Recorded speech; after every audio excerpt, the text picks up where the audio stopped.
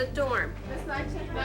It's been a few days since Vanessa failed her drug test, and she still insists she's innocent. Finally, the staff agreed to a lab retest. And I need to talk to Vanessa very quickly. Excuse me, no, for my daughter. Is any late fees? Because I've been having a bad day. Any late fees at all?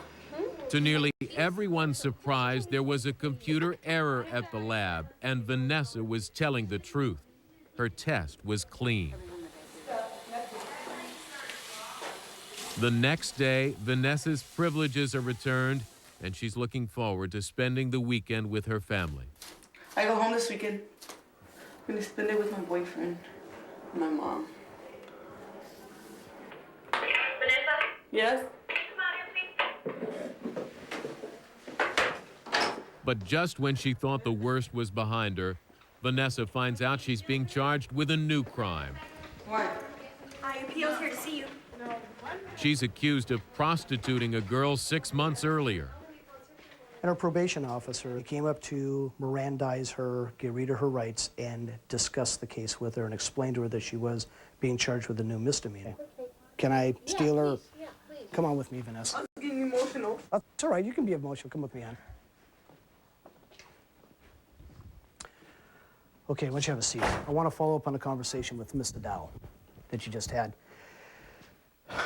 She and I talked about the new charge. Muriel Wright Center Director John Dahl tells Vanessa that he wants her to stay at the center, but that she will have to go to court and could be transferred back to juvenile hall. We all agree you should stay here. The concern she has is that you're a flight risk. You know what that means? I'm going to run. Yeah. So she's asked no OTs until this is resolved in court. So I have to go along with that. Okay? I know that's really kind of unfair after all you've been through this week. I know.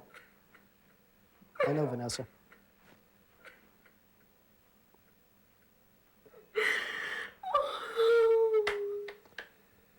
You gonna be able to handle it? You sure? We need to talk about it. I know this has been a terrible week for you. I know that. Oh, I look so bored to go home. I understand. Consider a couple of things. When you go to court, the judge is going to hear that you've been involved in a new crime, is going to know what you're here for, which is pretty serious, and have to consider several things. Do I put her back in juvenile hall? Do I put her in a placement? Do I leave her at the ranch? Do I consider the youth authority? What do you want to do? Because this is a decision we're going to make together. Oh, I'm staying here. Okay. I didn't come this far to mess up. I know. And nothing's more important to me than you not be out on the streets running around like you have in the past. So, I need your commitment you're not going to do anything foolish. You got my word. Okay? It's been good enough in the past. I'll trust you at that. You got my word. Okay? Hey there. I wanted to see my family. I wanted to see my boyfriend. My mom's gonna be mad.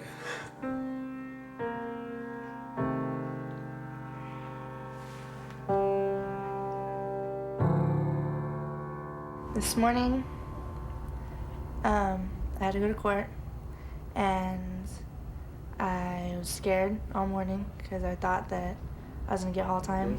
And run around me, and then you guys just hit whoever you want, okay? Okay. Santana is finally sentenced and gets a break from the judge. She will be allowed to return to the Muriel Wright Center, but must serve a minimum of 5 months. If she runs again, she could be sent to the California Youth Authority, the state's last stop before adult prison. I think it was good news because I wanted to go back to the ranch, and I'm not gonna worry about youth authority because I'm not taking off again.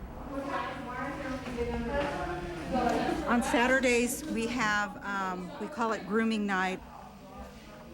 We're kind of limited in here as far as they don't get to wear makeup, they don't get to do some of the things that they get to do on the outside. So this kind of gives them a chance to kind of keep themselves up. I'm just tired of seeing her go through this judicial thing, and I don't want her to get institutionalized.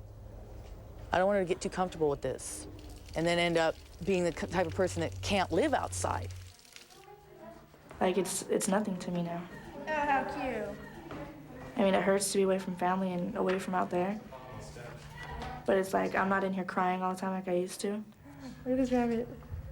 Right now, she appears to be motivated, but my concern is when Santana gets beyond 18 and all of a sudden she finds herself out there without someone basically looking over her shoulder, what's going to happen to her then?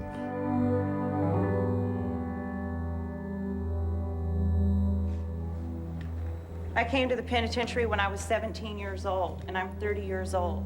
I never started out my life thinking, you know what, one day I'm going to end up in prison, and I never had those dreams for myself. I had normal dreams. I wanted to be married, I wanted to have kids, I wanted to have a family and do all the things that normal people do. I wanted that for myself.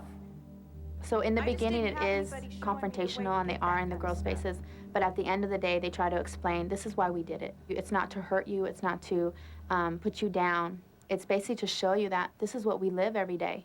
Like, just going to a prison is not going to change. It's not going to be like, oh, you enter this person, you're going to, like, come out, like, totally different. Because, you know, you live the way you want to live. Like, I live the way I want to live, you know?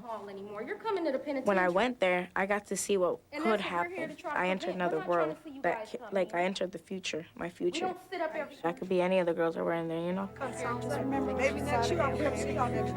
Coming up, a clean start and an uncertain future. Thank you for all attending tonight's Juvenile Treatment Court graduation. LendingTree makes it easy to get a low-rate home equity